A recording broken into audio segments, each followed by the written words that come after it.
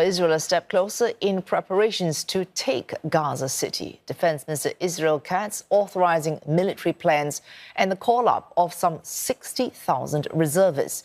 The Israel Defense Forces will be finalising details in the coming days, with the draft for reservists scheduled to begin next month.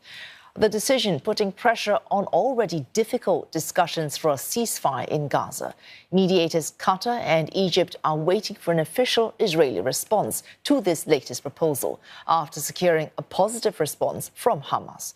Qatar has been relatively optimistic that Israel might be agreeable, given the terms are largely similar to arrangements it had previously consented to. The framework reportedly includes an initial 60-day truce, a staggered and partial hostage release, the freeing of some Palestinian prisoners, as well as provisions for the entry of aid into Gaza.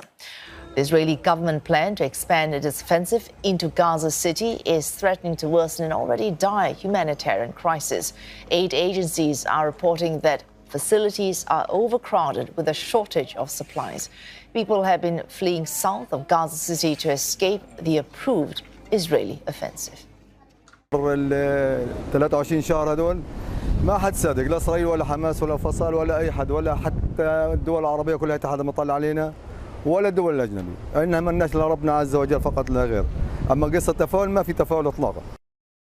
ان شاء الله يعني يكون اخر مره، هذا اخر مقترح يقدموه، لانه تعبنا كثير. كم مقترح يعني قدموا 6-7 مقترحات يمكن اكثر كمان، واحنا كل مره نقول تفاؤل تفاؤل تفاؤل على الفاضي، بنتفائل على الفاضي، ما فيش تفاؤل. يعني المره هذه خلص تعبنا. ان شاء الله يعني نتفائل خير ويصير يعني خير ونرجع على دارنا.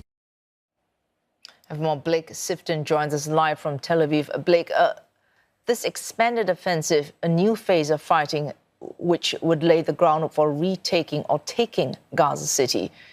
What confirmed details do we have of this expanded offensive?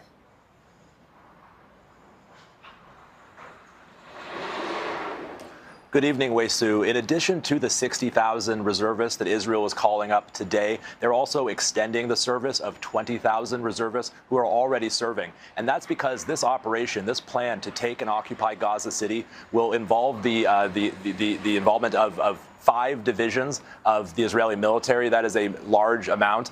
We understand that it will begin with an attempt to set up humanitarian facilities and tents in southern Gaza in order to house the displaced, the tens of thousands, if not hundreds of thousands of civilians who would be displaced from Gaza City further south. Then you would see evacuation orders issued for Gaza City.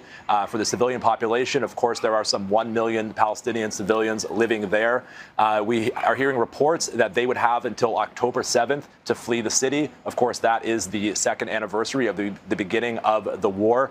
And afterward, once that deadline has passed, the Israeli military would encircle Gaza City. They would siege it to prevent aid and food and water to getting into Hamas. And they would then launch their full attack in the streets of Gaza City to seize the city. Now, they've already been carrying out operations since last week in 2 neighborhoods on the outskirts of Gaza City. That's Zaytun and Jabalia. There's been heavy airstrikes, heavy shelling.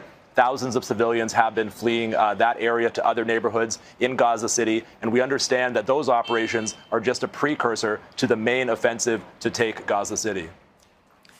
Blake, these plans, these details, this go-ahead green light from the Israeli Defense Ministry coming as very difficult talks continue to try to reach some kind of ceasefire in Gaza. We've heard, I think, Monday, Hamas saying it approves of this latest proposal from Qatar and Egypt.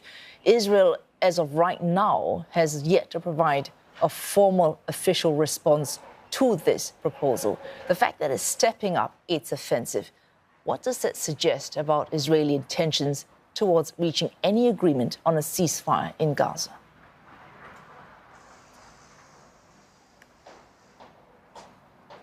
Well, as we hear all this talk about this offensive momentum building up, we understand as well that Israeli officials are still studying the proposal for a ceasefire that Hamas has agreed to. As you said, would it be a 60-day ceasefire that would involve the release of half of the 50 hostages, Israeli hostages still in captivity in Gaza for a number of Palestinian prisoners. And we understand that Prime Minister Benjamin Netanyahu will hold consultations with officials on this proposal, and we should hear an answer from the Israeli side within the next few days. However, in the last few days, and again on Saturday, Prime Minister Benjamin Netanyahu has reiterated that Israel is not interested any longer in partial deals and that they will only accept a comprehensive deal and the release of all of the Israeli hostages in one go. And more than that, in order to end the war, to end the fighting, they want Hamas to be disarmed, they want Gaza to be demilitarized, and they want an entity to govern Gaza that's not Hamas and that's not the Palestinian Authority. Now, those demands go much further than the current ceasefire proposal that's on the table. So how Israel responds remains to be seen. Oh, thanks for that, Blake Sifton. They're reporting live from Tel Aviv. Very difficult negotiations, terms, the two sides failing to address their differences on their terms for any kind of ceasefire in Gaza. Thanks for that, Blake Sifton.